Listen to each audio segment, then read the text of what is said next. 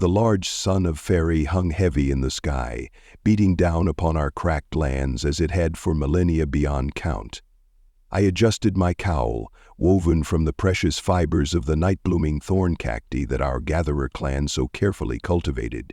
The fabric scratched against my dark, hardened skin, a blessing from the ancestors that protected my people from the unforgiving rays that scorched our world. "Elder talk," called a youngling, its voice raspy from the morning water rationing. "The sky vessels approach again."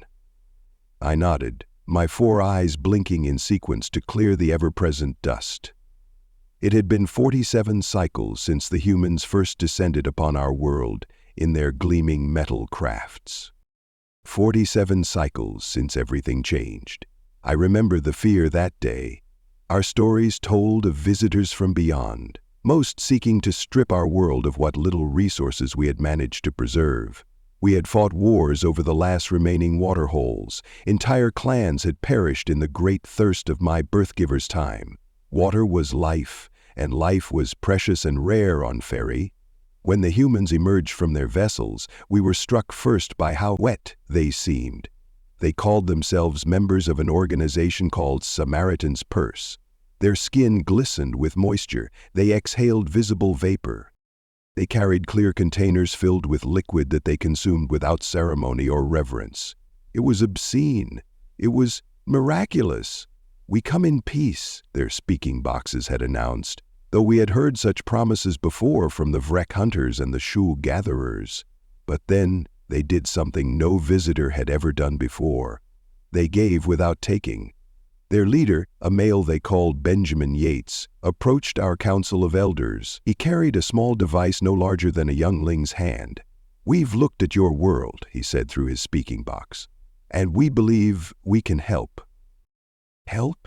What could these soft, water-filled beings offer that we had not already sacrificed everything to obtain? "Below your ground, far deeper than your tools can reach, lies water," he explained. "Much water trapped beneath the hard rock of your world." Our council hissed in disbelief. Our most skilled water finders had searched the depths for many seasons. There was nothing but dust and stone below, yet the humans insisted. They asked if they could show us, and in our need, though we would never say it, we allowed them to set up their metal things near the Dead Valley, a place where no water had been found in living memory. I stood watch as their machines dug deeper than any dry one had ever reached. Days passed. Dust storms came and went. The humans worked without stopping, their bodies always leaking moisture through their skin, which they seemed not to notice or save. On the 7th day, the ground shook. The digging stopped. The humans gathered around their equipment, making excited sounds in their strange, flowing speech. Then it happened. From the depths of the hole burst a stream of clear, sweet water. Water so pure and plentiful that our entire watching group could not stop their moisture holes from opening. A sacred act saved only for the coming of younglings or the going of elders. The humans called it an aquifer tap. We called it life-giving. That was 47 cycles ago. Now, as I watch their vassals approach once more, I no longer feel fear. Their deep hole wells now mark our lands, bringing forth the hidden treasure that had been beneath our feet all along. Our younglings grow strong, their skins soft and healthy, not hardened too soon by thirst. Our plant gathering doubles, then triples. Our clan grows. The humans ask for nothing in return. When our council tried to give them our shiny rocks, bright crystals, even clan grounds, Benjamin Yates merely smiled, that strange, moving expression of theirs. "The only payment we want," he said, "is that someday when you meet others who need help, you remember this time."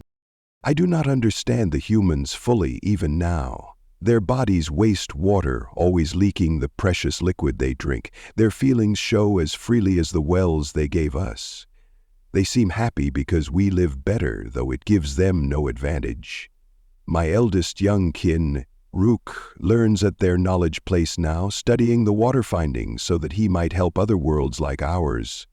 He tells me the humans have a saying, "Water is life." Perhaps they know more than we thought. Perhaps their giving comes not from weakness, but from a strength we are just beginning to understand. The human vassals land, moving the muchless dust of our meeting grounds.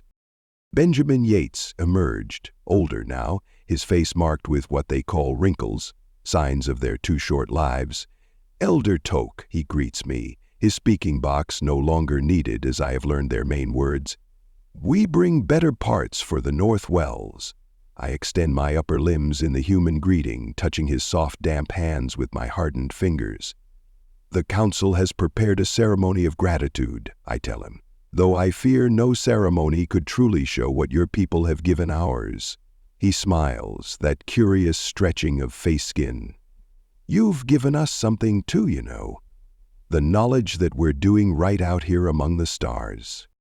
As we walk toward the thriving clan place that has grown around the first well, I wonder at these strange, generous beings who cross the great sky void, not to take or to trade, but simply to make sure that others might drink deeply of life. Humans, the most generous kind in all the worlds, the bringers of water, the givers of life. And for the first time in our clan stories, the dry ones have a new saying of our own. May you give as freely as the humans and grow as strongly as their spirit. Thank you so much for listening to this story. I hope you enjoyed it. Be sure to leave it a like and to subscribe if you'd like to see more. Feel free to comment and share it as well. With all that said, go on and check out the video in the top left. I think you might like it.